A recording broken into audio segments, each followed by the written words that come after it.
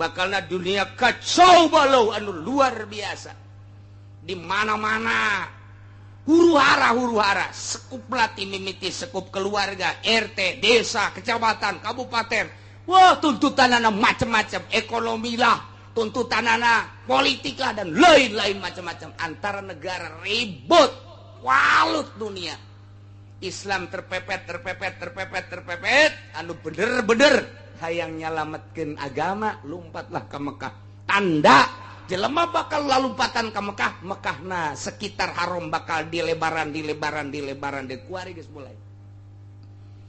Apapun yang terjadi, milik siapapun cak raja, ini harus dijual, dibeli ku raja, dilebarkan. Kuari geus terjadi, Madinah dilebarkan. Ieu teh nama nyaho atau teu nyaho karena riwayat eta nu dijelaskeun ku Kangjeng Nabi bakal kos kitu bae. Engke di negara masing-masing, Indonesia, Malaysia, Thailand, dan berbagai negara. Kobo nu dareket mah di Timur Tengah, Iran, Irak, Turki, Pakistan, India, wabeh datang hatta di Eropa, Spanyol, hatta di Amerika dan lain sebagainya. Datang ke Mekah nyalametkeun agama. Kebenaran kayak pemerintahan anak teh deui membuka lebar-lebar.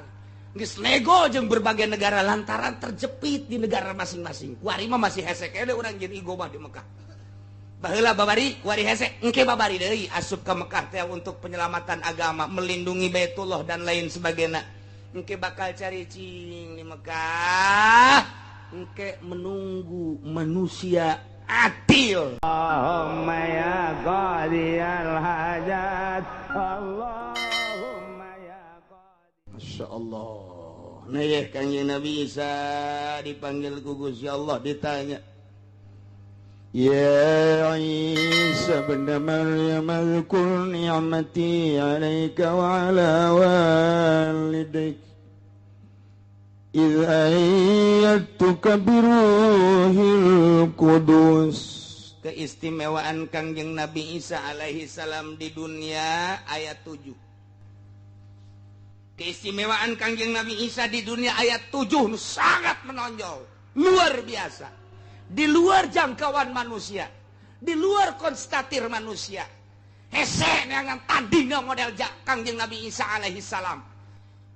Tapi kan datang ke kiwari mual ayat tanding Kangjeng Nabi Isa. Keistimewaanna dibuat di Al-Quran. Nu bakal kadenge kurang ke dipempa pertanggung jawaban di harapan Allah di Rabbul Jalil. Urang kuari geus nyaho keistimewaanna 7.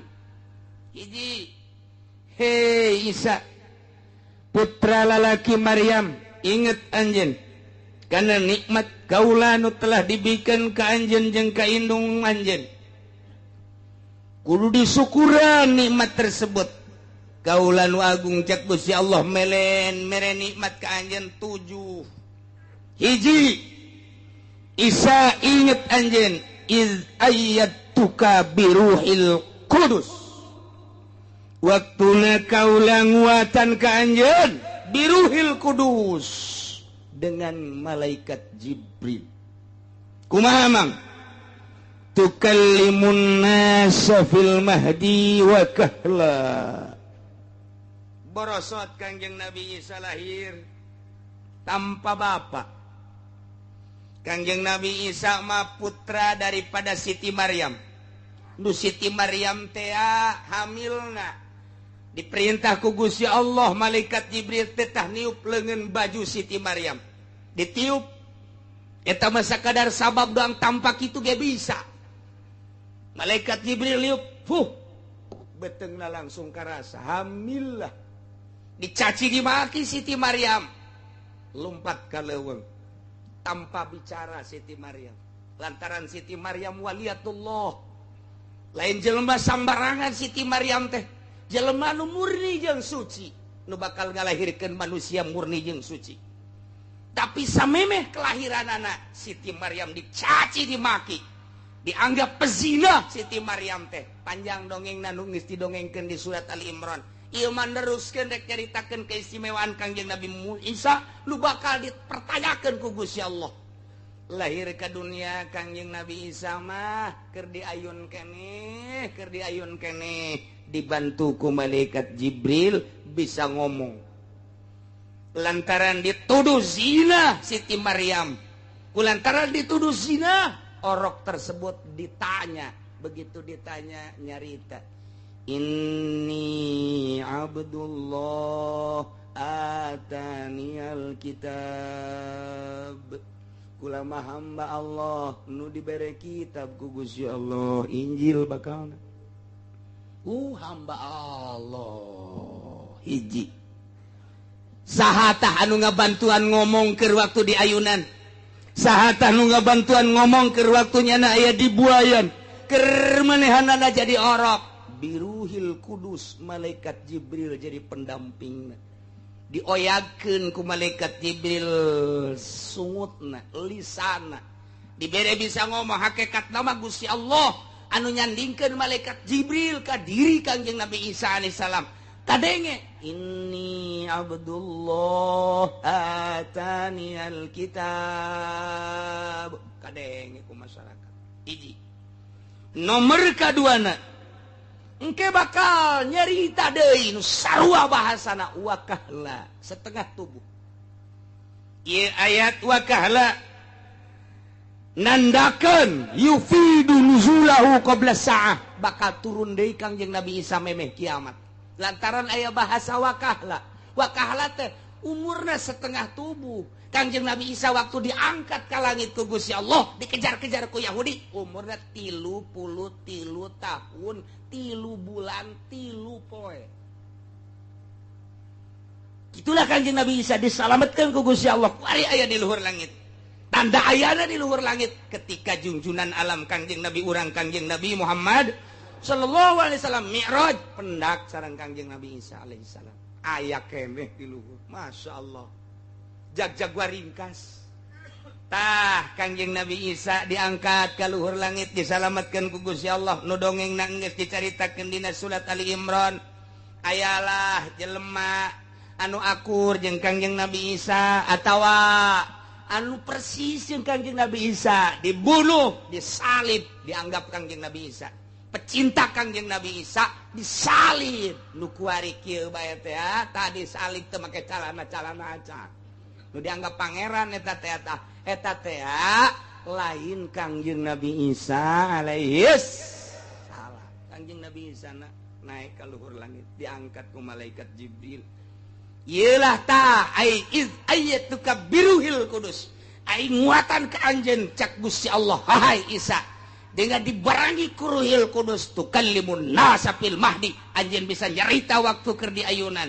Wakahla anjeun bisa nyarita anu sarua bahasana, ini Abdullah ataniyal kitab, ketika anjeun diturunkeun di langit ke dunia engke di akhir. Bakalna dunia kacau balau anu luar biasa. Di mana-mana huru-hara, sekup melati mimiti, sekup keluarga, RT, desa, kecamatan, kabupaten. Wah, tuntutanana macam-macam, ekonomi lah, tuntutanana politik lah, dan lain-lain macam-macam. Antara negara ribut, walut dunia. Islam terpepet, anu bener-bener hayang nyalametkeun agama, lumpatlah ke Mekah. Tanda jelema bakal lalumpatan ke Mekah, Mekahna sekitar haram bakal dilebaran kuari geus mulai. Apapun yang terjadi, milik siapapun cak raja, ini harus dijual, dibeli ku raja, dilebarkeun kuari geus terjadi. Madinah dilebarkeun. Ieu teh nama nyaho atau teu nyaho kana riwayat eta nu dijelaskeun ku Kangjeng Nabi bakal kos kitu bae. Engke di negara masing-masing, Indonesia, Malaysia, Thailand, dan berbagai negara kobo nu dareket mah di Timur Tengah, Iran, Irak, Turki, Pakistan, India, wabeh datang hatta di Eropa, Spanyol, hatta di Amerika dan lain sebagainya, datang ke Mekah nyalametkeun agama. Kebenaran kayak pemerintahan teh deui membuka lebar-lebar. Geus nego jeung berbagai negara lantaran terjepit di negara masing-masing. Kuari mah masih hese kene urang jeung igobah di Mekah. Baheula babari kuari hese engke babari deui asup ka Mekah teh untuk penyelamatan agama, melindungi Baitullah dan lain sebagainya. Engke bakal cari cing di Mekah. Engke menunggu manusia adil Imam Mahdi. Kenu bakal didongengkeun di Qurtubi, turunlah Imam Mahdi untuk melawan musuh Allah, ialah Dajjal. turun Dajjal tekuat Imam Mahdi turunlah Kangjeng Nabi Isa alaihis salam. Kangjeng Nabi Isa engke turun sanggesa turun ke hararudang nu aya dina surat Kahfi yakni ashabul kahfi muksal mina tamliho martunus saribunus dunwanus saribunus kafiyat kapsatak taetatea kabeh hararudang untuk menjadi tentara Allah mengikuti Kangjeng Nabi Isa alaihis. Cek sakaulna lain kitu. Iya, Imam Mahdi heula lantaran memehna Dajjal heula. Dajjal teh pohara jasa, bisa hiber ti Amerika ka Indonesia, kamari bakal karak David Hungkul. Engke mah bisa hiber ti Amerika ka Inggris, ti Amerika ka Jerman, ti Indonesia ka Arab, hiberannya nama naon dicekal jadi emas, leungeun ka tuhu bakal jadi surga, leungeun keca bakal jadi neraka. Nyana ngaku-ngaku pangeran, asal teu percaya dibunuh ku nyana, asal teu percaya dibunuh. Mending dibunuh teh ngan saukeun dibunuh mah, dibunuh, diusap, dihudangkeun percaya henteu sia aing pangeran. Jelema kualut kabeh sujud ka Dajjal, kuari mah kakarak sujud ka atut doang. Engke mah ka Dajjal ujianana. Dajjal disujud, oh iya pangeran teh, hayang duit, cekel. Yo, hayang emas, cekel. Yo. Ujianana naon kebutuhan urang. Cak urang kulon teh kami mah ieu geus eueuh cai, gampang. Cai, hujan, maju. Turun dirinya. Wer. Ditanya, cukup hujan? Cukup ngeuncan cai cukup. Eureun sia hujan. Endeu kumaha deui. Endeu kumaha deui kuari mah kakarak impes daging bae ge sarujud jelema. Kakarak bunga bang bae ge sujud. Kiai nu haram-haramkeun dicaci dimakekeun teuing aing mah kerasa siang kamu disidang di hadapan Allah. Aing geus nyampaikeun ka sia. Tapi awas sia. Kuat henteu sia nang tangan siksa Allah. Nah, ieu kuari geus sararujud kana kos karar itu. Jabatan disujudan tanpa jabatan moal dahar murtad sia. Maca 2 kalimat syahadat. Kuari geus mulai diacak-acak engke mah Dajjal langsung. Nah, didinya datanglah Imam Mahdi beserta bala tentara Ashabul Kahfi nu aya di Yordan, dibuka ku Gusti Allah. Blah. Buukna bakalna 2 kali lipat tangtungan manehanana. Buajang atuh ribuan tahun tiba heula di zaman Raja Dikianus. Zaman Raja Dikianus ada teh ribuan tahun. Wah, buukna panjang, kukuna pararanjang. Kumisna para ranjang. Pan hirup jangan hirup atuh teh dikerut-kerut ya eueuh silep meureun di jero. Mendeting seremna tuh. Boro-boro perang urang neuleun abe asal budak leutik mah neuleun ge pae. Sawan atuh boro-boro neuleun nu eta. Urang neuleun nu aya di urang bage bukna rada jabrik setik kumisna panjang matana beureum janggotna kitu. Malotot budak leutik sawan. Atuh komo ieu ribuan tahun. Panjang dikucir ku jana ka kumis warna ranjang yang mata puru nyebut kalimat la ilaha illallah asana kafir ge kafir kapaksa tak ku sieun aing mah neuk syahadat bae kurang sieun melawan lah ayeuna ngajungkel beak geus Dajjal turunlah Ya'juj wa Ma'juj anu dibenteng ku Dzulqarnain nu aya dina surat Kahfi raja sadunia 2 Islam teh hiji raja Dzulqarnain nu pernah ngabenteng laut nomor kedua Kangjeng Nabi Sulaiman alaihis salam raja kafir ge sadunia 2 nomor kahiji raja Namrud nomor kedua Firaun. Jadi sabanding bae eta Firaun dinasti Firaun terus datang ka kuari dinasti Firaun. Datang ka kuari dinasti Firaun 1, Firaun 2, Firaun 3. Kuari ge Firaun nu kasakean lah. Melain Firaun mah tuh moal dibom Irak, melain Firaun mah moal dibom atuh kitu Libya, melain Firaun mah Firaun dinasti Firaun dilanjutkeun. Termasuk dinasti Islam ngan kedinastianana geus dikaburkeun. Diganti padahal terus bae. Nah, engke kakarak turun Kangjeng Nabi Isa alaihis salam berjuanglah Kangjeng Nabi Isa. Bahkan kawin Kangjeng Nabi Isa di masa itu. mahmur dunia teh kamahmuranan geus sasa dicaritakeun jelema syahadat kabeh jelema Islam kabeh jelema iman kabeh ieu bakal taya dalilna ke panjang dongengna deui ieu mah keur nyaritakeun bahwa Kangjeng Nabi Isa diturunkeun deui di langit setelah dinaikkeun umur 33 tahun 3 bulan 3 minggu 3 poe turun deui nyarita nu sarua.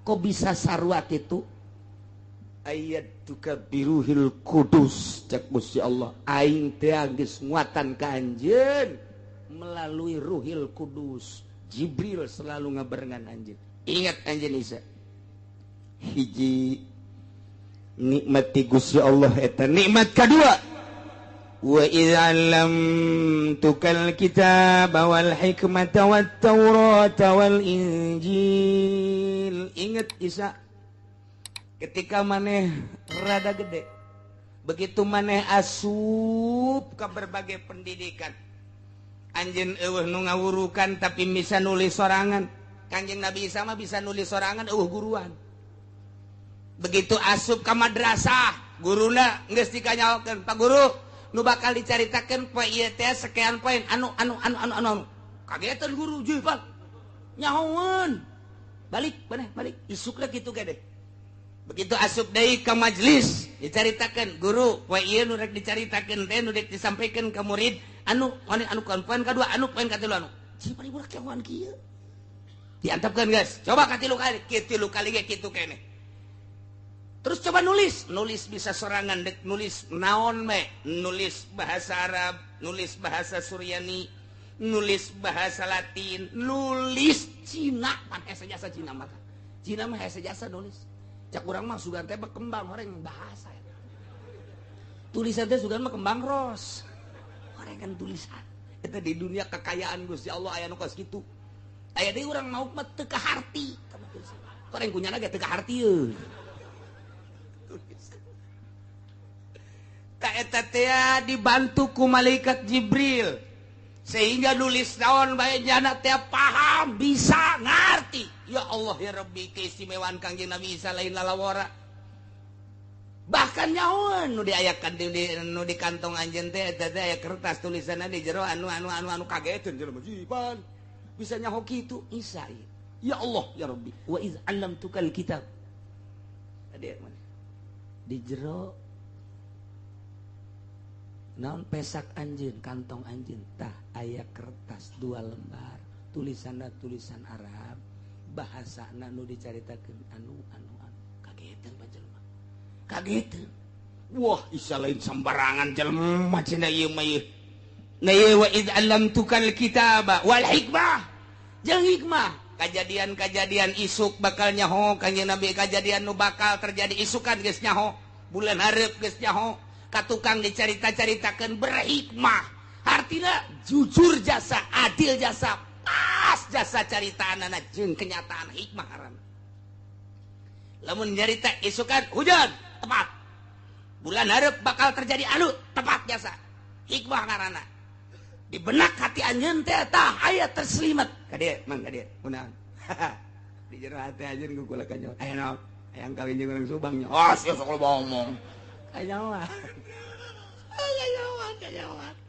Masya Allah eta teh nang Gusti Allah ingat Isa ketika maneh ku kaula dibere nyaho urusan tulisan nulis naon bae maneh nyaho urusan hikmah maneh nyaho bahkan wat taurata wal injil kitab Taurat maneh mapan nyaho maneh nyaritakeun ka umat anjeun dina kitab Taurat diturunkeun ka kitab ka Kangjeng Nabi Musa mah eusina sakean dibacakeun ku Kangjeng Nabi Isa teu pernah belajar Kangjeng Nabi Isa tapi bisa Masya Allah urang mah belajar datang ka kolot teu bisa-bisa datang ka kuari teh teu bisa-bisa bae geus jang ngajina nundutan bae teu bisa-bisa aduh Masya Allah masalah sih masalah lah cenah iki suka moal ngaji atuh los ya moal ngaji beki bodoh atuh sia sakitu ge ngaji bodoh komo teu ngaji anggeus sana tuh waz-zabur jeung kitab zabur nu diturunkeun ka Kangjeng wa taurat wal injil berikut Zabur ge nyaun diturunkeun ka Kangjeng Nabi Daud komo Injil mah diturunkeun langsung ka Kangjeng Nabi Isa alaihis gideg kabeh jelema di saat eta angkat topi kabeh ka Kangjeng Nabi Isa bingung kabeh menghadapi Kangjeng Nabi Isa lantaran keistimewaan pohara leutik keur di ayunan bisa ngomong engke ngan engke mah engke bakalna geus jang urang mah nu caritakeun di yaumul kiamah ketika Kangjeng Nabi Isa diturunkeun engke encan engke di zaman mantes zaman Imam Mahdi encan kalaksanakeun ieu wakah lama nomor kaduana Kangjeng Nabi Isa bisa nulis berbagai bahasa tulisan-tulisan bisa nomor katiluna nyahuun karena isi kandungan di jero hate manusia bahkan tulisan-tulisan jeung nyaritana tepat sangat berhikmat jujur adil moal aya mungkir ka ucapan Kangjeng Nabi Isa nomor selanjutnya apalin kitab Taurat apalin kitab Injil kitab Zabur komo Injil mah pohara jasa geus teu bisa kukumaha manusia saat eta menghadapi zaman Kangjeng Nabi Isa alaihis salam mana dari keistimewaanana ingat Isa cak Gusti Allah wa takhluqu minat tini kahayati at-tayri fatanfukhu fiha fatakunu tayran biizni Kangjeng Nabi Isa teh nyokot lempung kemudian diemple-emple dirupakeun manuk manyar nya sia ka manuk manyar teh nyarahoeun sia mah manuk manyar mah mun usim panen bae lolobana manuk manyar teh resepeunana jeung ayana ku Gusti Allah entah mah saat-saat geus barareukah ka eta teh babarengan jeung manuk peking nu mantak di sawah teh aya bebegig eta teh jang nyingsilnan manuk manyar jeung manuk peking si sabab teh nyaho pan ya sia mah pabrik nyahona oh, engke di kitu-kitu di oyak-oyak guprak manuk hiber. Tah manuk manyar teh tukang malingan pare nu aya di sawah. Baheula mah nu maling di sawah teh manyar. Manyar kuari mah make dasi. Beda rupa doang sebenarnya. Manyar namanya teh eta keneh. Nah dirupakeun ku Kangjeng Nabi Isa dibentukeun manuk begitu-gitu aju ku Kangjeng Nabi Isa ditiup begitu ditiup hiber bisa sasada coba eta lempung dibentukeun manuk ditiup hiber jadi manuk beneran pan eta lain bantrak-bantrakeun nu mantak baheula mah eta bangsa tukang ngangon-ngangon karena itu tukang ngangon ge nyokot lempung nu hideung diemple-emple aja di bolongan ditiup ngan teu jadi manuk sasada doang tui di bolongan kiri katuhu nggak dikitu-kitu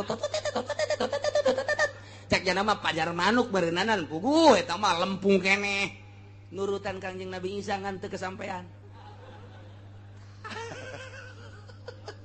aya dongeng naoreng kana eta patani baheula teh aya dongeng naoreng pangangon teh wasak nyieunna tina lempung mane rapi gitu-gitu kujana aju ditiup di bolongan pinter jasa dibawa ka imah kolotna ngamuk ulah dibawa ka imah ulah sok ditiup kos kitu kunaon sok eueuh beas di imah gabah sok hepek siap cerekan cenah mun mawa olah olie eta ka imah bangsa nu nu karar itu tah bangsa suling bangsa olah olie anu dina naon garang-garana kitu trompet termasuk manuk nu harus cerekan ngomong pijeun kunaon ye gabah hepe sia moal aya eusian atuh kuari mah atuh pan kol sekali itu dibawa ka imah mata eueuh gabah di imah gabah suling dibawakan ka imah gitar dibawakan ka imah baheula mah anti imah diasupan ku nu geus kitu mata budak angon teh neundeuna ge jauh ti imah besi dicarekan ku abah kuari mah abahna suling sia ka mana coba aing nyobaan ieu tolol bapak beda zaman kamari ieu zaman kula leutik jeung zaman ayeuna jauh bedana masyaallah zaman murni budak nenden olah-olie nenden suling nenden mamanukan ge embung di imah di saung bae di dieu tadi tutupan ku nyana ku talokop kunaon diteuneung dia besi kajahoan ku abah budak kuari mah talokop ge teh nyahoan talokop awi denden didinya besi kanyahoan ku abah ku emak sok nyarekan isuk-isuk kakarang ditempo deh jujur jasa budak baheula Masya Allah embungin mawanu kitu ka imah besi teu dahar cak ieu keistimewaan Kangjeng Nabi Isa nyen mamanukan tina lempung ditiup hiber sasada jadi manuk beneran tongkon ku jelema pohara jasa Isa tah eta keistimewaan Kangjeng Nabi Isa alaihis mana deui keistimewaan teh tambah deui keistimewaan anu nomor kalimana wa tubriul kaopatna wa tubriul akmah wal abrasa biizni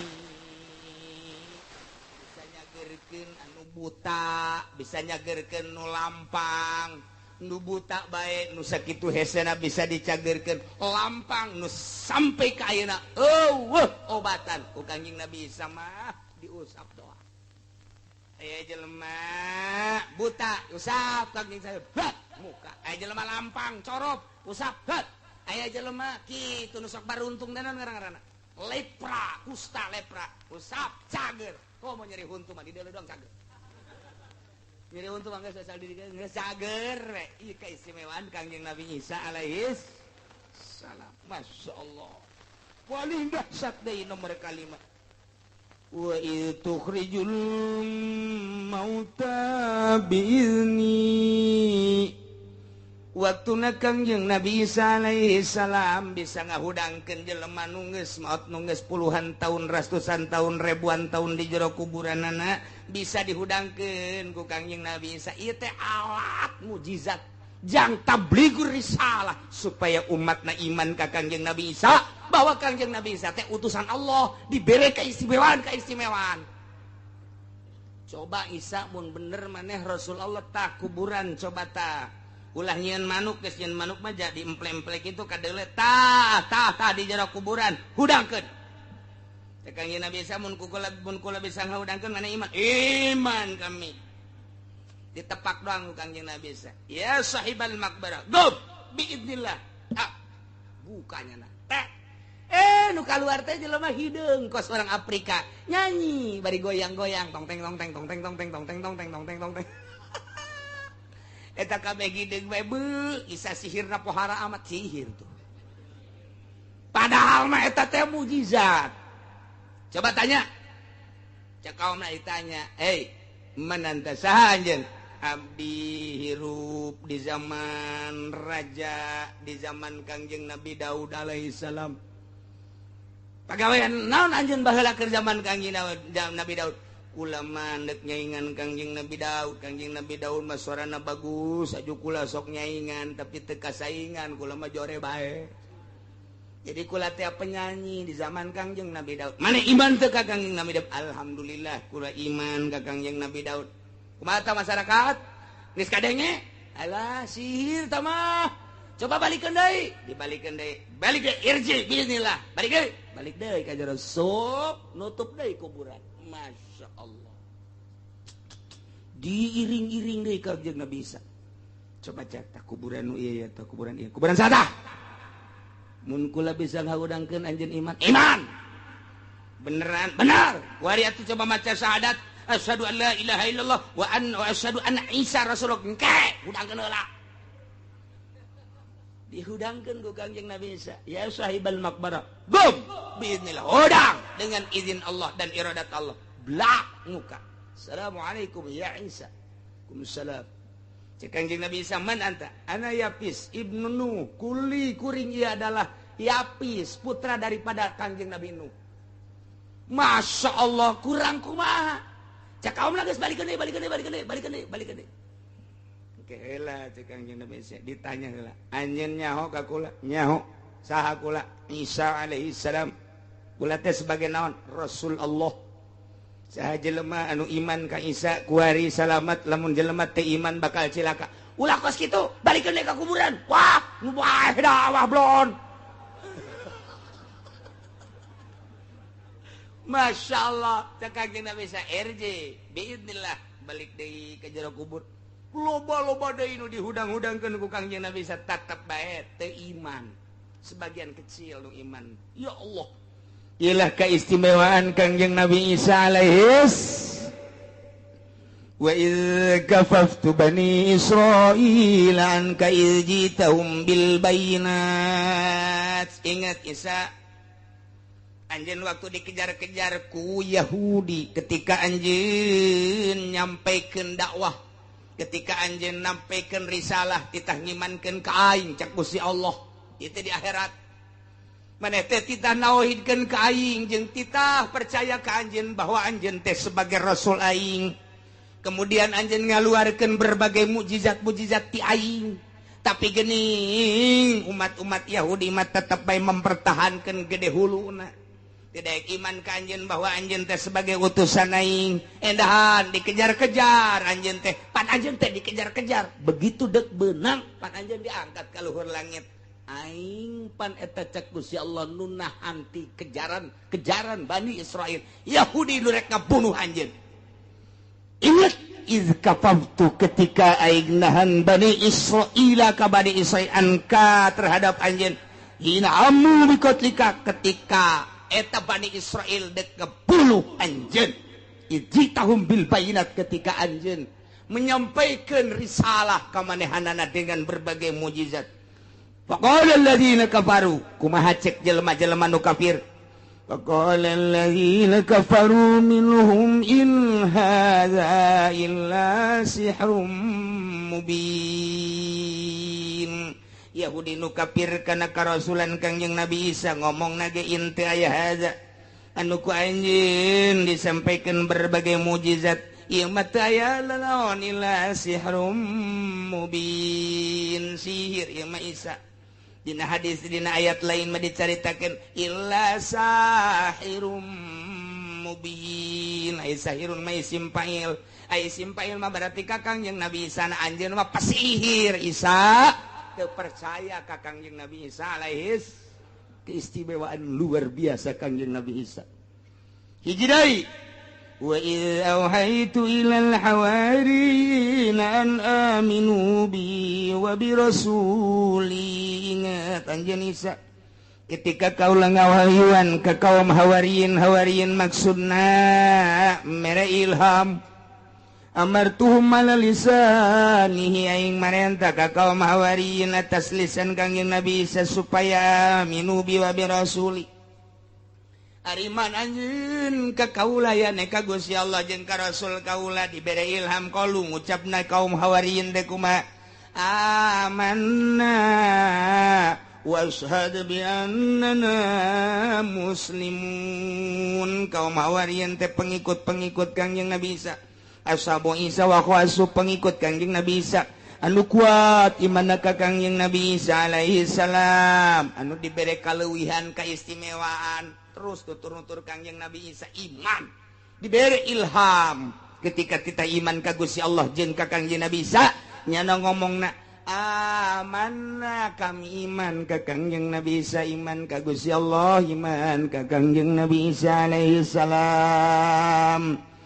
Kemudian wasad saksian ku anjeun Isa bi annana muslimun. Kami mah jelema nu muslim iman ka anjeun, iman ka Gusti Allah jeung iman ka anjeun. Saeutik kaum hawariyin teh nu ngabantu kana kalangsungan dakwah Kangjeng Nabi Isa alaihis.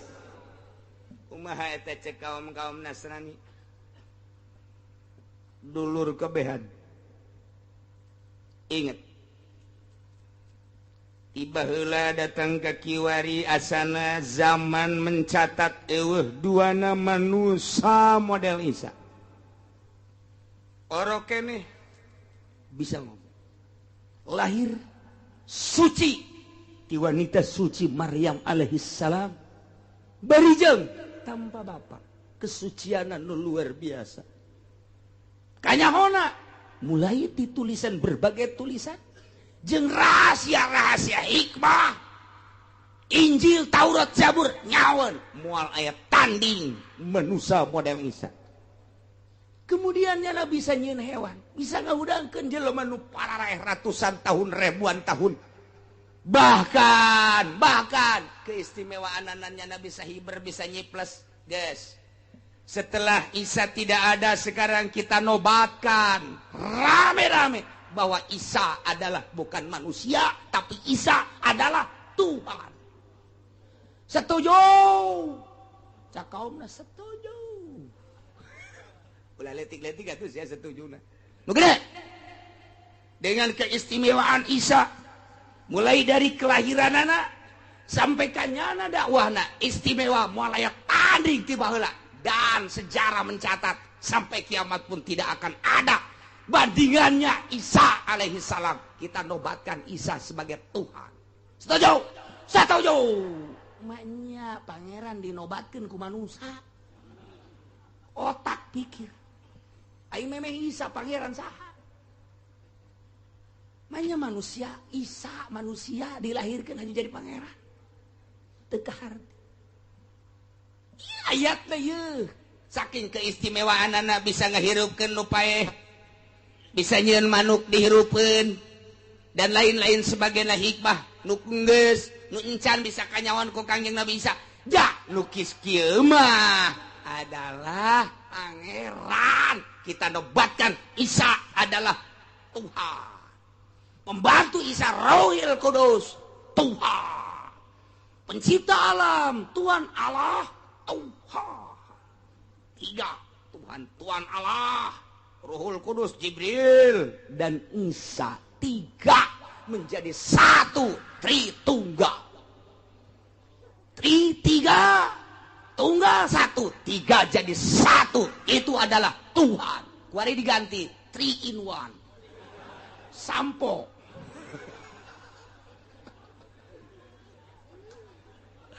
Masya Allah. Ini baraca ya ke orang Kristen ya keistimewaan ya. Nu paling pakai dalil. Adu kekuatan yang Islam di Amerika. William mengatakan tidak ada manusia seperti Isa. Sebab mana manusia yang bisa membangunkan orang yang telah mati. Padahal Tuan Syekh Abdul Qadir lebih dahsyat tibatan Kangjeng Nabi Isa. Lamun Kangjeng Nabi Isa mah ngahudangkeun jelema. Gum biiznillah. Kang Syekh Tuan Syekh Abdul Qadir mah lain kitu. Gum biizni. Tandingan kusia. Tuan Syekh Abdul Qadir Kangjeng Nabi Isa mah gum biiznillah. Hudang dengan izin Allah. Tuan Syekh Abdul Qadir mah aing mah moal make biizni aing mah. Gum biizni. Hudang coba eta. Jang nandingan Kangjeng Nabi Isa besi dianggap Tuhan Allah nyiptakeun Tuan Syekh Abdul Qadir. Nu matak di break up teu meunang. Berkumandang Tuan Syekh Abdul Qadir ajaran-ajarannya di berbagai daerah. Naon sebabna? Sebab Kristen bakal kaledek. Lamun itu mah seorang rasul. Iya, Syekh Abdul Qadir mah umat daripada Kangjeng Nabi urang. Kangjeng Nabi urangna beuki leuwih pohara mun daekeun. Umatna bae gumbi inilah. Gumbi ini gitu, lain biinilah deui. Masya Allah. Nah, cek William tidak ada manusia seperti Isa. Sebab burung diciptakan dari tanah buburungan ceknya nak. Buburungan. Mamanukan. Siapa buburungan? Heran aing heset bahasa Melayu segala buburungan. Kan urang mah mamanukan, ayeuna mah burung-burungan. Henteu menang buburungan. Salah tamun buburungan, burung-burungan. Aing mata kararese bahasa Melayu geus hayang aing lah. Kecuali aing bahasa Melayu nu internasional bisa. Aing kitu mah bangsa Melayu cengkareng, gondrong, bolang, teu hayang aing mah. Teu hayang mata aing teh dikembangkeun ku situ. Yo, gua cariin lu aigok di sini. Eta mah aigok, Masya Allah. Kahayang urang mah ulah make aigok. Kan aigok mah Sunda. Ya, lu kemana ayah yuk? Nggak ada, gua nggak lihat lu. Kemana ayah? Ya, dari tadi gua di sini. Iya, gua nggak kelihatan. Ya, cuma ke pasar doang sebentar, sepatan. Bahasa asal geus kos itu sepatan geus teh. Tapi lamun gondrong lain deui. Kemana? Apa? Kemana tong? Apa ini? Lu dari mana tong? Oh, dari sono kecengasnya cepat. Sakumaha kereta bis wae. Masya Allah. Cepat biasa. Masuk tong. Hah? Masuk tong. Hah? Lu sama siapa tong? Aduh, aing mal deui ngobrol jeung nini hese digondrong we jasa jeung nini nu baheula teh waduh cepet jasa gondrong mata aing teh hayang aing malah gondrong kos kitu jasa cepet jasa du ngomong sok ngadeg marah bae pan mentak geus teh hayang aing Betawi deh Betawi lain nu mentak ulama bisa ge Indonesiana intelek bisa ngan tilok dipake jadi pohon deui eta tadi aya buburungan gitu kan urang ngapan ngeunaheun mamanukan ngeunaheun kan tapi kan di Indonesia mah lain burungan burung-burungan sabodoh lah kumaha sia bae cek William tah bisa nyeun mamanukan tina taneuh kemudian ditiup jadi manuk beneran saha eta mah teu kudu Kanjeng Nabi Isa Kipalak baheula Kipalak Bogor anu tadi diasupkeun ka botol teh tak Kipalak tah nu Soeharto Soekarno teh datang bae ka Kipalak Soekarno ira hayang datang ka Kipalak Masya Allah batak dibere ilmu na ku Kipalak Soekarno teh termasuk ti Ki Hairun lain leutik-leutik jelema Kipalak lantaran bisa asup ka botol eta manuk dicekel ku nyana batu dikieu-kieu bisa jadi manuk Kipalak kata komo atuh itu mah Syekh Maulana Hasanuddin mah waktu dek tarung jeung rawayan jeung kitu pucuk umun rawayan boga ilmu pucuk umun teh sadeuleu matanya bisa iber eta ilmu pucuk umun dites ilmu pucuk umun mah 40 imah lamun geus bisa nyebrang 40 imah eta berarti geus lulus kumanta kuari di rawayan mah imah kudu 40 bae eta teh ilmu pucuk umun ngaranna jang leng-leng nyaritakeun ngetes ilmu pucuk umun 40 imah deuleu iber mun geus ngalengkah 40 imah berarti geus bisa diteruskeun kuari ge masih keneh engke ka ditu deui satungtung deuleu sat iber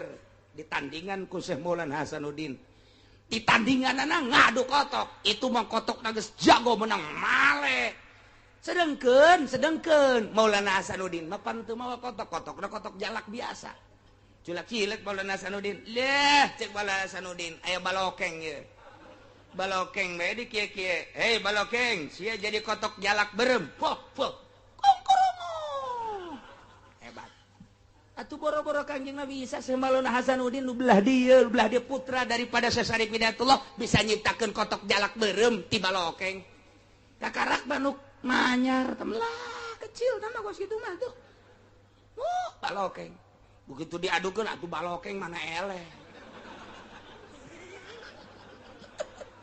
atuh deuk kumaha elehna aja balokeng nyinganan atuh tinggal sama Maulana Hasanuddin we mantep biasa ya kotok cek ieu atuh batur mah teu jarahoeun pan nyana doang nu nyaho moal eleh kotok aing mah kajeun kumaha ge bener baik lantaran nu eleh tanding kedua minggu hareup hari Jumat badasar tadi tukangan Banten aya kadinya tanu rame ya oke geus balik nu eleh nu menang tarung kedua kali bingung ngelehkeunana kumaha aja lain ilmu leutik-leutik ya ilmu pucuk umun teh nah aya Ki Soleh Gunung Santri asistenna Waalaikumsalam bangun puyengkeun amat jeung bingungeun amat aya naon Sultan pan urang Jumat pas asar kado kotok di ditu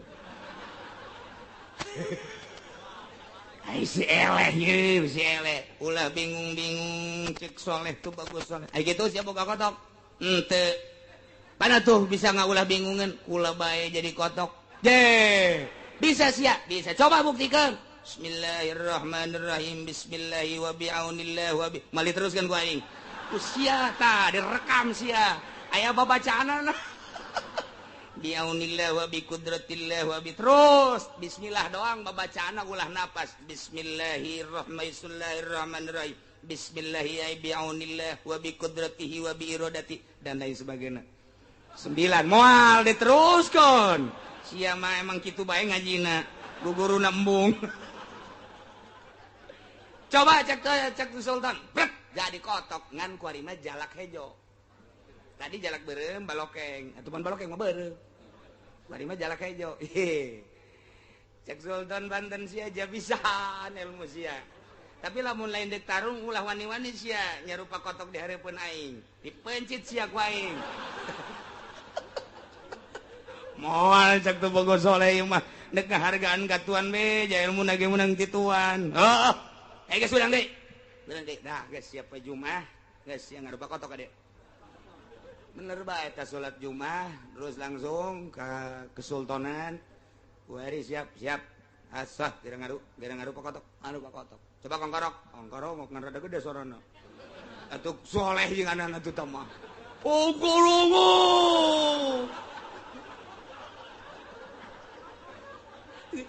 jak Sultan Maulana Hasanuddin ulah pati lo kongkorong kieu aja ngadu mah ngadu wae.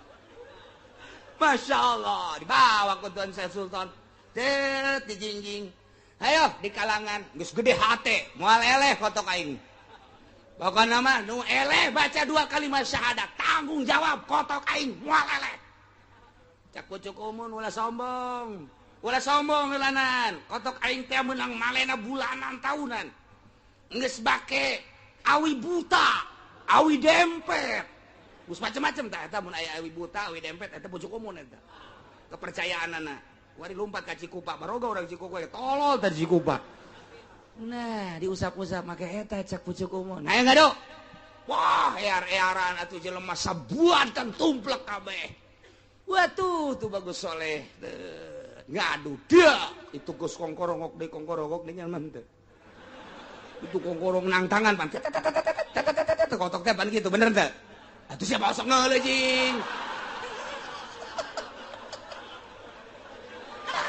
pemain kotok kabeh horenganan Masya Allah nah tidinya kongkorok pas iya tuh bagus soleh kongkorok sia sakali mah kongkorongo kageteun urang pucuk umum kitu amat ya asana lain suara kotok teh mah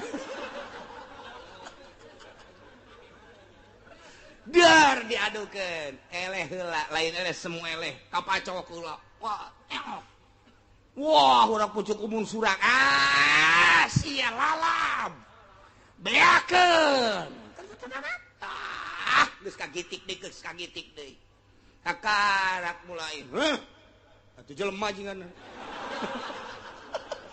sepira ngalawan kotok atuh sia dah eta mah atuh tangkisanana jeung sepakanana kos lain kotok bae kos lain kotok tapi disepak siat guliting keluar kalangan wah cak pucuk umum parah amat disepakan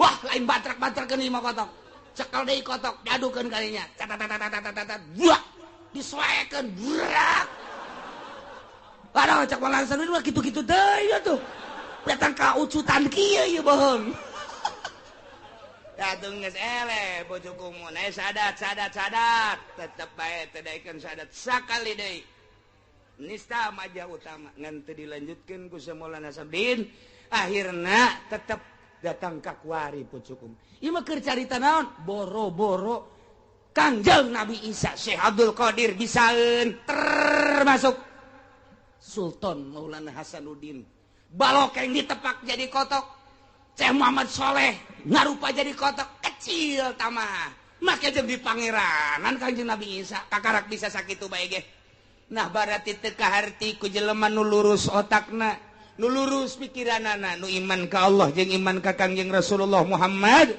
sallallahu alaihi wasallam nya aya pangeran dinobatkeun nya aya pangeran jajadianan ku sebab boga kaistimewaan dipangerankeun teu kaharti sing hade nah ieulah kuari merajalela Tangerang dikuasai pembangunan gerejana sing hade geus urang tingali di Sumarekon tingali di BSD di berbagai daerah gereja maruncul padahal bupatihna muslim padahal DPR-na muslim mayoritas padahal camatna mukmin jeung muslim padahal lurahna muslim tapi kok tanda tangan nyana teh waniun 10-20 juta atau mobil ratus-ratus juta awakna dek dibeuleuh di neraka jahanam inggis amat aing boga lurah kos kitu inggis amat aing boga bupati kos kitu inggis amat boga gubernur kos kitu naon bedana tuh gubernur muslim jeung lain muslim matak naon atuh bedakeun saeutik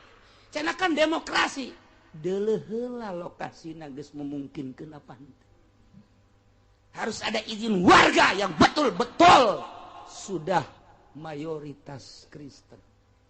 Ieu mah di tengah-tengah muslim nyeun gereja teu kaharti aing mah. Duit lumayan, sia kabita ku duit di dunia bisa meuli mobil Avanza, bisa meuli mobil Innova, bisa meuli mobil Mercy, Baby Ben, Volvo, Lexus dan lain sebagainya. Sabarangeun ana mobil sia dikelebokeun dina kan panggang sia bupati. Dipanggang sia camat, dipanggang sia lurah. Deuleu ku sia tah ngerecekna. Sate, awak sia bakal leuwih tibatan sate ngerecekna. Ridho dengan ayana agama luar Islam. Na'udzubillah min dzalik kumaha mun anak urang. Na'udzubillah min dzalik. Mentak sing ada ajikeun anak urang ke nama santren kuari mah lain lalawar hese ngandelkeun birokrasi pemerintah hese luar biasa.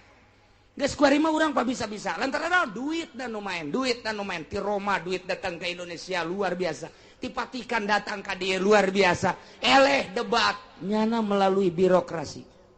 Logor anu luar biasa. Nah ieu mah geus teu bisa disimpen ti sumput salindung. Tapi tetep bae di mana aya nu nek ngabangun perjuangkeun batur ye memperjuangkeun hayang atuh urang memperjuangkeun mbu mantak naon. Nyana di tengah-tengah urang berjuang supaya jadi atuh mantak naon urang nu mayoritas berjuang supaya ulah. Atuh gitu bae aduh berjuang datang ka lurah, datang ka camat. Nah lamun ti ditu camat dibere duit deuk tanda tangan urang mere golok. Mat kada leuwih ya. Naon ya? Golok. Paranti naon ya? Paranti masjid kotok embe. Wah iya paranti masjid naon? Cek camat ulah sok kitu. Ulah sok kitu. Gugurkeun tanda tangan. Golok nyangsang sia ieu. Teu nyaho aing turunan naon kitu ngaranna tah.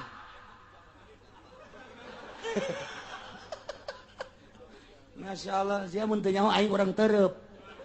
Teu nyaho sia galagat orang teureub sia aing mah kajen teuing paeh ge sabilillah asal ulah jadi gereja.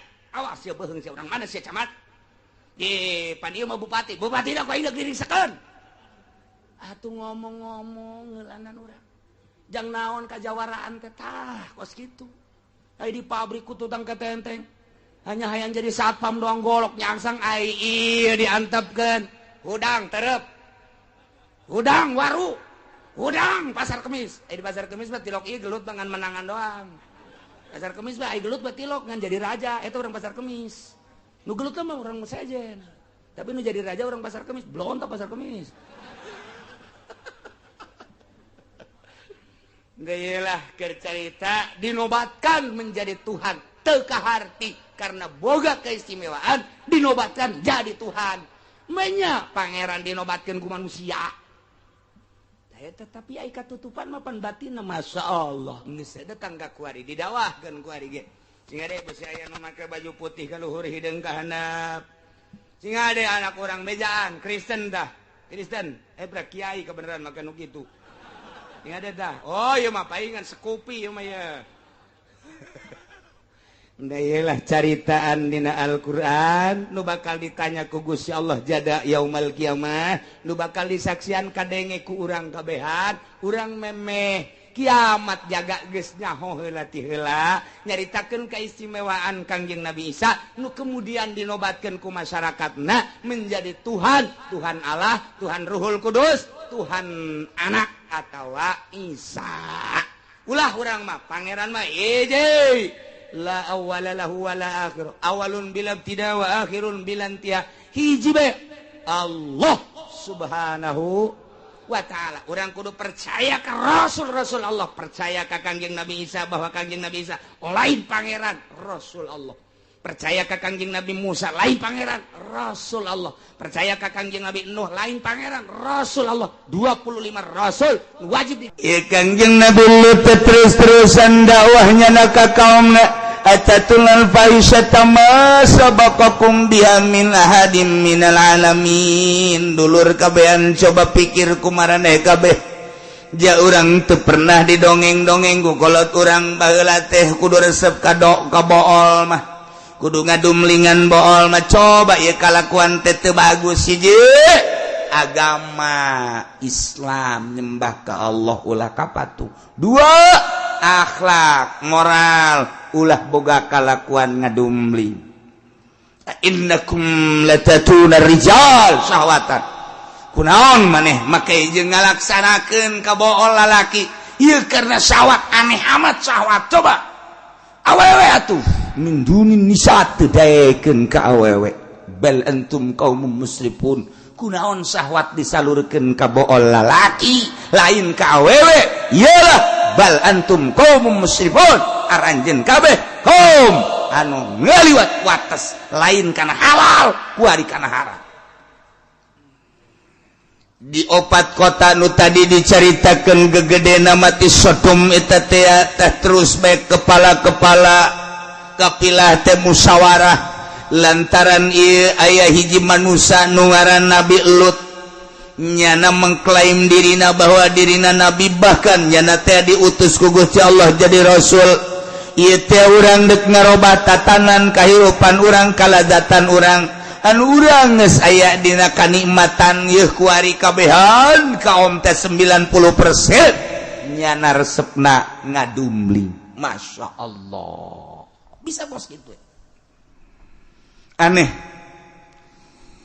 lamun orang nyaritakeun aneh nganahan-nahannya koresepnya nahanya koresepnya padahal mah kalakuan haram lain eta bae di urang bae kuari korupsi menjadi-jadi urang teu nganahan-nahan ketika dinahan-nahan nyana sisirian korupsi eta kan maling tapi kan geus kabehan maraling urang rakyat bertanya-tanya kok daek maraling sih aneh nyana geus kangeunahan ketika diuk di dewan geus korupsi ketika diuk di pemerintahan korupsi ketika ku urang ditaliti geus teh sieun ka Gusti Allah nyana ngomong lagi aya KPK tahu aya KPK tahu nu dipake ka sieun teh KPK eta mah sarua jeung naik motor nu dipake ka sieun polisi. Lamun satungtung aya polisi nyana heuh lamun polisi atuh eta polisi ieu satungtung kos kararitu moal aya kaberesan kajen ku kumaha terus maling teu eureun-eureun di urang nyaraho kana haramna korupsi jak korupsi maling tapi terus bae urang mun nyaritakeun kunaonnya kaum Kangjeng Nabi Lut karar itu aneh amat atuh urang ge kunaonnya pemerintahan urang kok korupsi tarua lamun urang nyaritakeun perzinahan ieu teh lain masyarakat bae pemerintah ge geus jararina lain lalagaan pemerintah zina teh lain lalagaan lantaran daftar-daftar perzinahanna loba di hotel-hotel asup ke hotel teh eta teh deuk zina ieu teh pemerintahan urang masyaallah karim inggis sebenarnya mah ieu mah perzinahan di urang lain lalagaan kuari homoseksual di urang loba homo ya kaum homo lamun lalaki resep ka lalaki ngaranna homo kamari aya gay-gayan di urang teh berlaga seperti kaum wanita. Iyalah nu dipake karempanku Kangjeng Nabi urang sangat rempan di kaum kaula nu bali kukula dipake karempan pagawean kaum Kangjeng Nabi Lut. Teliti coba ge. Hewan kabeh tara daek ngadumling kecuali dua. Hiji khinzir, dua himar. Eta badaekeun teh babi mang ngadumling. Himar ngadumling berarti kaum anu daek ngadumling berakhlak babi berakhlak himar ilah kos kaum Kangjeng Nabi Lut alaihis setan terus bermunculan asal rada-reda setan itu ngarupa manusianya kasepan setan mah terus beturun-urun iya gara-gara setan duta tadi nama jaar rembungan tapi setan ngarupa manusia nu kasep geus nonggeng ti heula atuh ngaranna ge setan kadang-kadang nyana ge teu make calana-calana acan ngan make ampok-ampok doang haji ugal-igel di hareupeun jelema atuh ngagodaan nyana terus atuh ngaranna ge setan terus setan wala sok inget kadongeng di ilmu kewalian da aya waliullah kapanggih jeung setan keur ngaringkuk bahanapeun tanggal caringin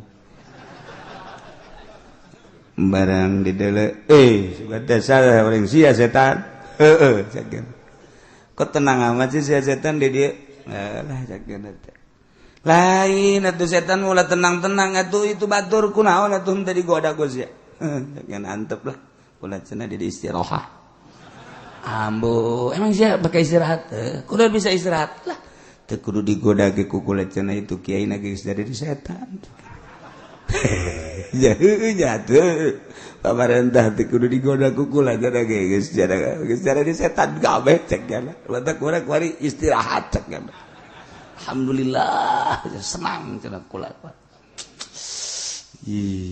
jauh mereka, bantah ke satu, ayo nanti kudu digoda, udah sok digoda-goda sekarang. Orang lamun inget kadinya tinggal ngaheukeun jaheuh. Berarti kuari istirahat setan di hadapan tanggal ceringinnya. Sebab sejen geus dara di setan. Menang saminggu wali kapanggih deui jeung setan nu sejen. Tadina Assalamualaikum, Waalaikumsalam. Teu daek ngajawab. Jadi tukang.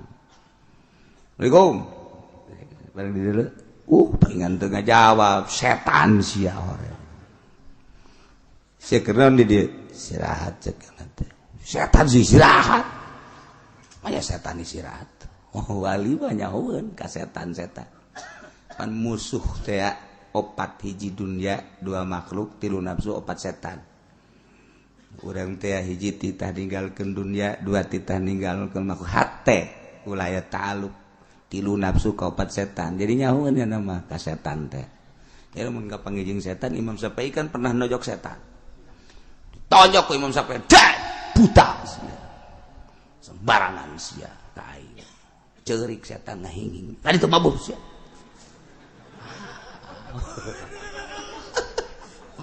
budak bisa nojok setan urang mah kuari setan teh anak baranakan di hate urang ente pernah dikaluarkeun setan di jero hate malah mah jadi peternakan setan di jero hate teh dikembang biakeun geus mah anakan anakna geus anakan diincu berarti incu geus anakan deui naon tangaranna uyut geus loba jasa geus teu bahi di dieu ge pas sedek-sedek kekena ieu urang nyieun RSSS di jero hate ieu mah aya setan sia kunaon istirahat di dieu kunaon tengah goda kula ngagoda kiai itu tuh seseleh jasa caknya seseleh jasa waduh datang ke kuari terus we diuntit ku kaula digoda ku kredit teu daek digoda ku televisi teu daek digoda ku HP teu daek digoda ku bunga bank teu daek digoda ku macem-macem teu daek tak mah kiai pohara jasa kula datang ka seseleh nu mantap kula ieu keur ngalamun bae di handapeun tangkal beringin ceknya lah ieu beusi dipanggil ku atasan kula kumaha sia ngagoda kiai eta sukses apa henteu kula keur istirahat lain sa istirahatna unggal poe ngagoda kiai eta teu bisa bingung kula cek coba-coba minta solusi tolong solusi segala naon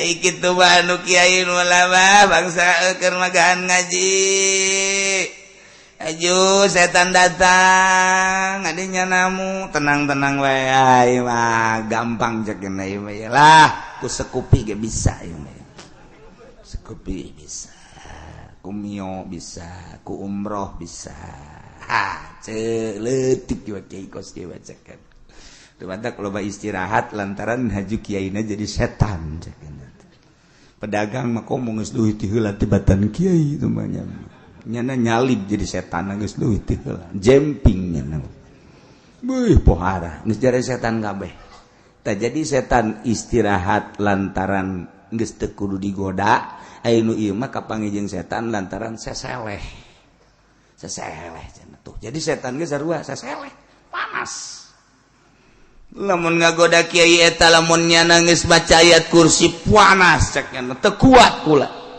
tapi lamun kiai anu ieu mah nya nama cayat kursi ge magalah dipagahan ku setan lain kitu kursi da kurang pas sia mah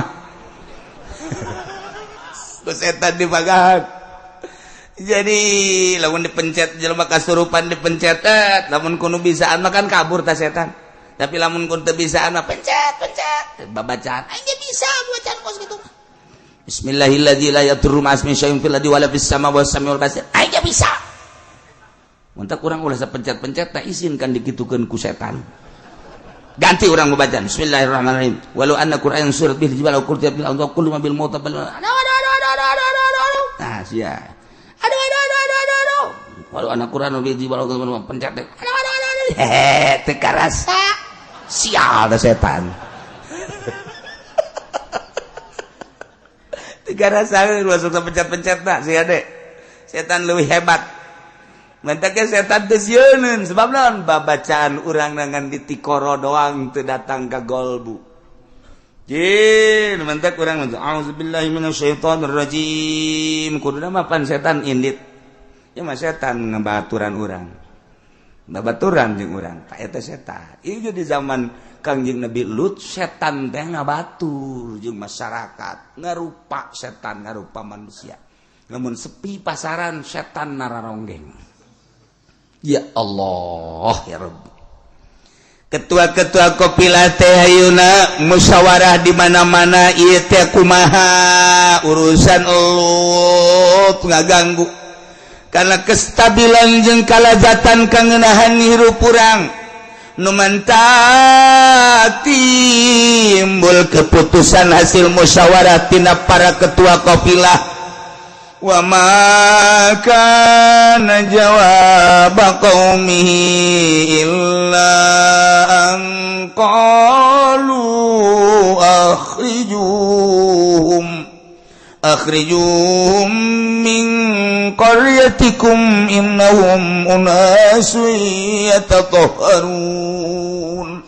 Teu aya deui jawaban kaum Kangjeng Nabi Lut illa an qalu kecuali nya ngararomong gas ulah samatkan niaya iya ulah datang ka ngaganggu kastabilan kangeunaan urang akhrijum usir Lut jeung pengarut Lut usir min qaryatikum ti kampung maraneh kabeh innahum unasun yatatahharun eta Lut jeung pengikut-pengikutna manusia anu berlaga suci bohong nyana tersep kalalaki resep kajen kukumaha ge nyana anggus suci diri nyana anggus ngaku nyucikeun dere gas lamun bener kos kitu usir ku urang ya Allah ya Rabbi eta rasul dek diusir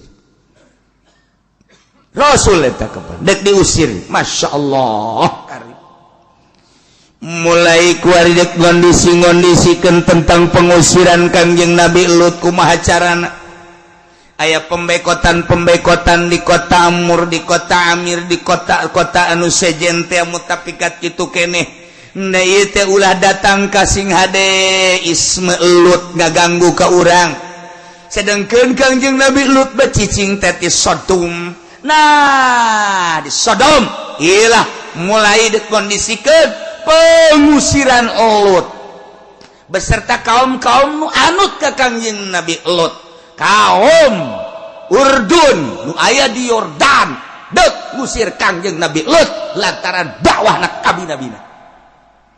Masya Allah nu bara heula teh kos kitu kumaha kelanjutanana ieu sementara Kangjeng Nabi Lut terus dakwah ngadakwakeun akhlakul karimah sementara kaum nu aya di negara Yordan di Sodom teh geus benci terhadap Kangjeng Nabi Lut kumaha teu nyambung antara Kangjeng Nabi Lut jeung kaumna maka kelanjutanana fa anjaynahu wa ahlahu illa imra'atah wallahu a'lam bissawab.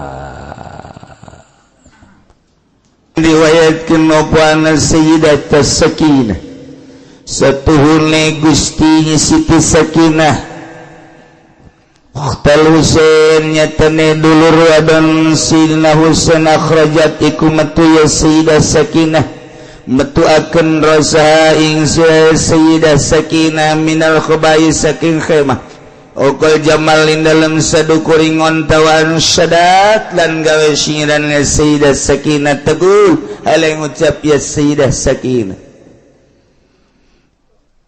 madza taquluna in qala nabiyyu lakum madza fa'altum wa antum akhirul umami madza ing apa suwiji-wiji taquluna ngarucap sira kabeh in qala nabiyyu lamun ngucap sapa kanjeng nabi lakum kada sira kabeh madza fa'altum ing apa suwiji-wiji migawe sira kabeh wa antum lautai sira kabeh akhirul umami ku akhir pirang-pirang umat itrati wa bi ahli bada muftakidi minhum sa'ar wa minhum duriju bidamin bi itrati kalawan turunan insut tababaun mutababaun mustafilun fa'ilun mustafilun fa'ilun mustafilun fa'ilun mustafilun fa'ilun ayat not nasal temenang sambarang lamun rojas mustafilun mustafilun mustafilun mustafilun mustafilun mustafilun rojas disebut bargong sereng cek santri mah di kuku mah bisa baik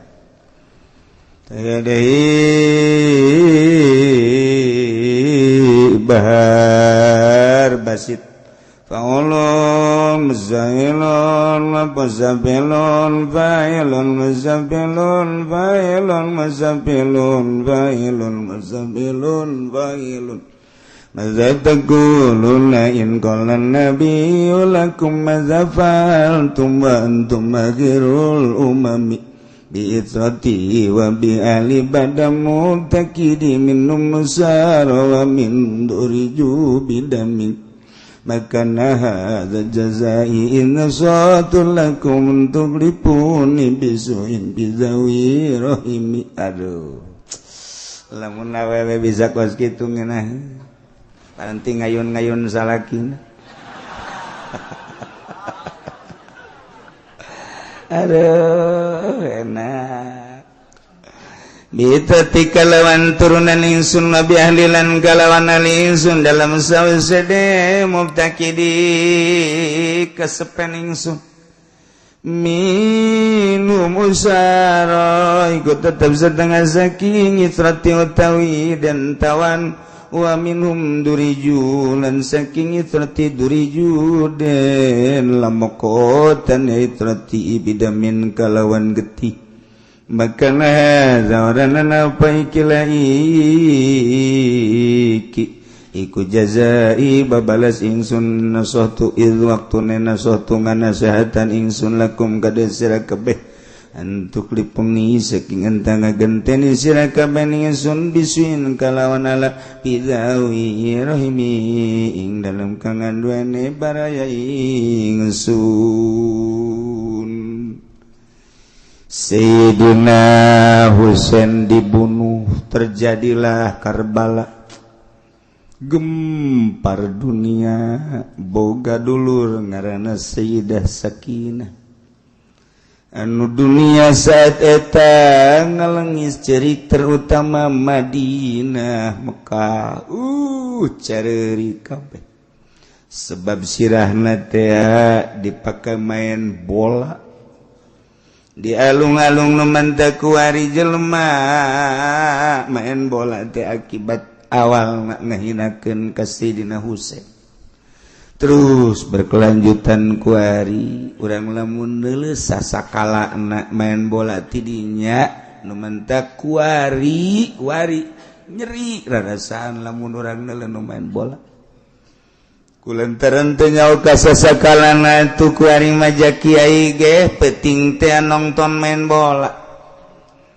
Ustad makomo ja kiai nage nongton main bola pedagang mah geus ti heula pamarentah mah malah manya nama duitan teh naon gara-garana naon tuh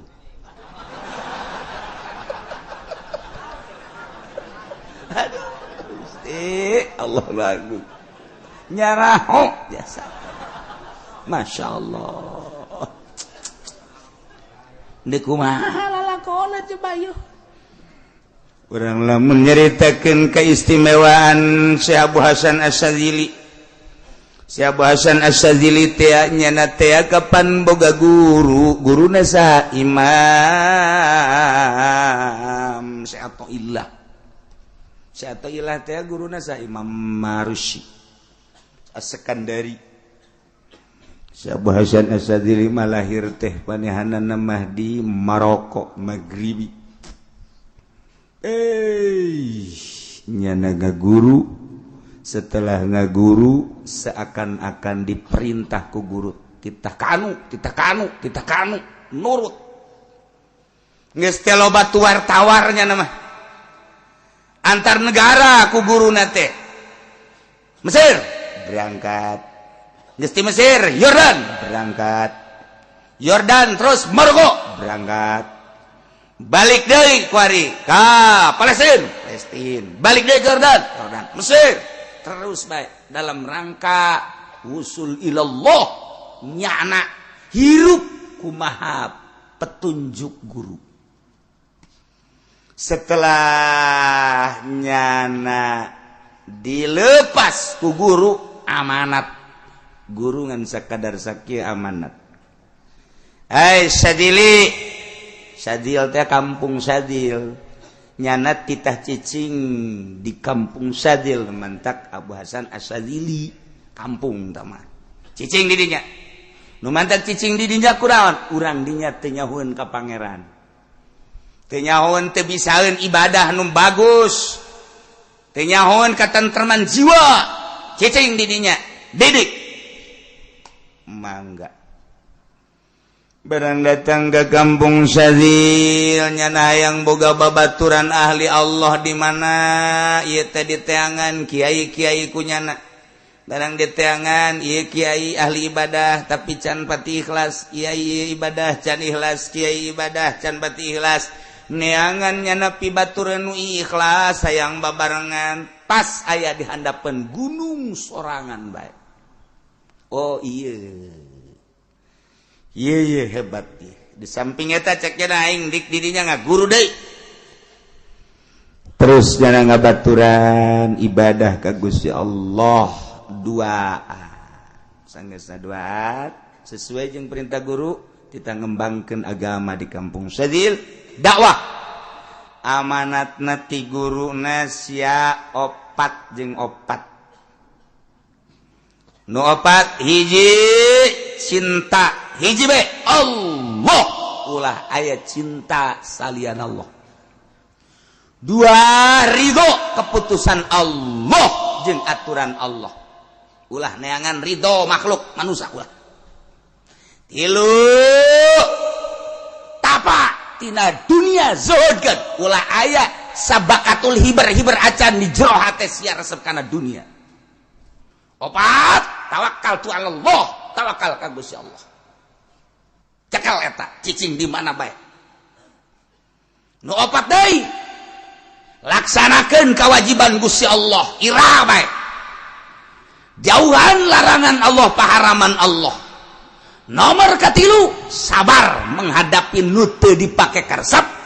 Nomor kaopat tahan nahan nu dipake karesep. Eta bae cicing di mana bae sakitu. Sakitu Imam Abu Hasan cinta ulah aya dua hiji Allah ulah cinta ka cing aja ieu mah penting geus kieu sorot seri sorangan nya kenclong kiai blon. Ya Allah, ya Rabbi. aya macem-macem kacinta di jero hati Abu Hasan hiji bae cinta Allah. Nomor kedua ridho karena keputusan Gusti Allah. Titik. Urusan jelema moal aya beres-beres jeung moal aya eureun. Hiji bae ridho keputusan Allah. Tilu anti dunia. Sabakatul hiberge ulah aya di jero hati dunia. Fuhara. Masya Allah kan. Urang mau ojol, daek dakwah asal-asal. Daek gebulidan asal-asal. Daek mamaca asal-asal. Kurang eta baeta. Nu dideuleuna teh eta bae asal ngariungkeun nu sugih giat. Mun ngariungkeun nu susah mah geus melihat hulu lah. Sales malah. Aduh, Masya Allah gari. Itu nomor keempat tawakal pasrahkeun diri ka Gusti Allah. Ya, kayak opat deui. Laksanakan seluruh kewajiban Allah. Andai kata kudu nyawa tarohana tarohir. 2 jauhan larangan Allah, paraman Allah, singkirkan. 4 3 sabar menghadapi nu teu dipake karesep. Naon nu dipake karesep? Sabaran. Urang embung sabar. Nomor kaopat berat deui bae nahan nu urang hayang.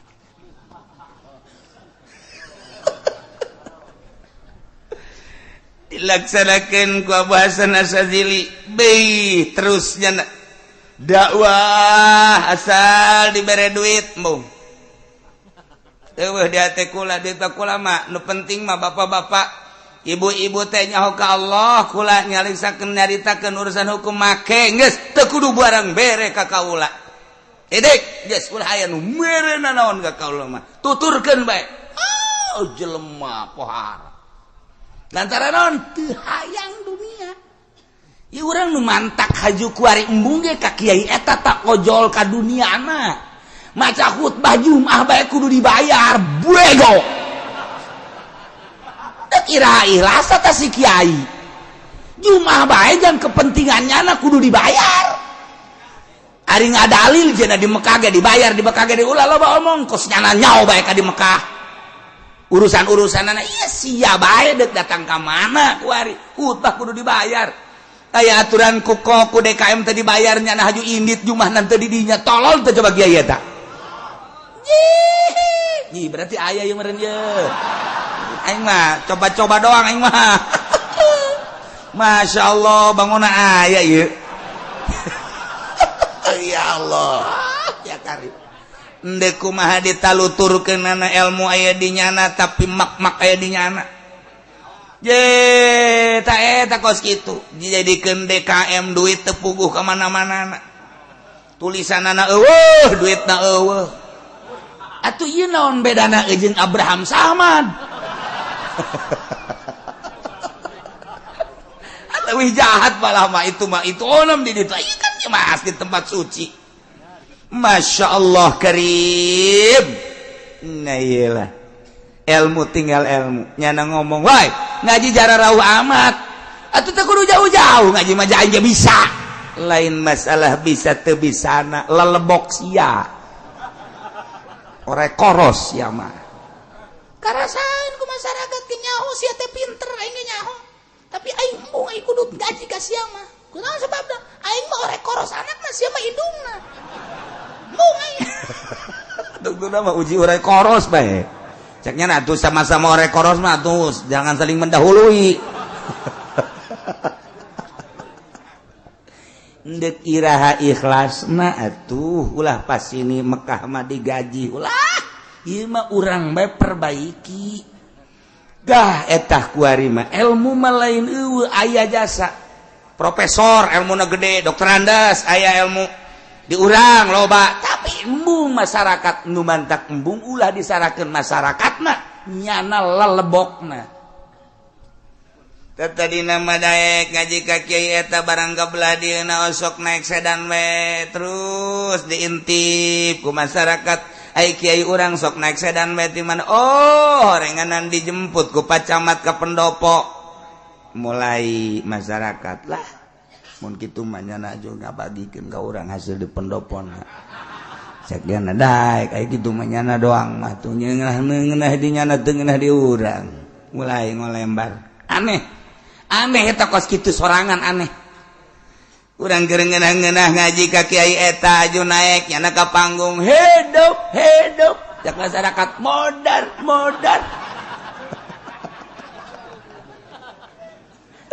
aja masyarakat embung aja ka nyana embung kunaon teu aing hate aing embung ulah disalahkeun masyarakat nyanana akhlakna kecenderungan hate nangis lain ka Allah tapi ke seseorang kasih eta boleh jadi jangan ngomong bae disampaikan dulur atuh kadana nu jauh mah nu deket-deket atuh ngaji ieu ka dieu ieu kudu boga kaisin jelema mah teu ngaji mah sia de cek nya teh aya teu ngaji mangke dikanarakakeun di masyarakat ngomong nu ngaji ge can puguh teu ka sorga can puguh ka sorga nu ngajina ge nu bagahan boa ka neraka endahan kitu masyarakat blow on masyarakat blow on masyarakat teu bisa teu ikhlas teu bisa bae teu ngeunaheun bae dituturkeun anak sakumaha supir tadi oleng bae balik sen eueuh hiji berangkat deui sen eueuh dua setir eueuh ayo ya urang keur carita ieu Sina Husein dibunuh kemudian Sayyidah Sakinah di luhur onta make sekeduk kemah ngaranna nololkeun sirahna bari nyanyi mustafilun failun mustafilun failun mustafilun failun mustafilun failun eta notna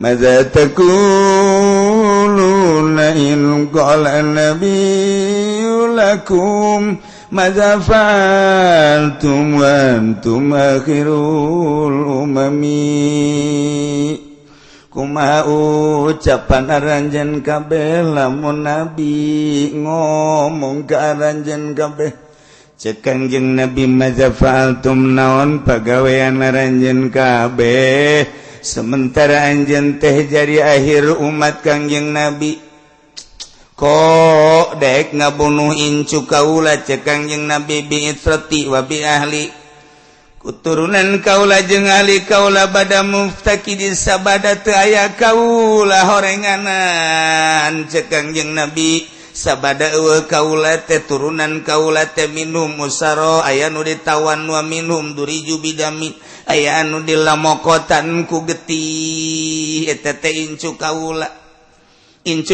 teh sarua jeung kaula maneh nganiaya ka incu kaula sarua jeung nganiaya ka kaula nawan incu kaula sarua jeung nawan kaula ngalamokotan getih ka incu kaula sarua jeung ngalamokotan kaula maka ada jazai lain kos kieu atuh babalas kaula mah heuy waktuna kaula mere nasehat ka aranjeun kabeh anjeun teh kunaon ngagantian ka kaula bisuin ku kagorengan pizawi rahmi dina baraya kaula hartina manusia bener nama babales maula koski ai cinta ka kaula ma agungkeun atuh anak incu kaula ulah digantian ku kagorengan salila aya kaula maneh ngahormat ka kaula kok eueuh kaula mah ieu anak incu kaula teh dihinakeun ku aranjeun kabean ieu nyanyian Siti Sakinah masyaallah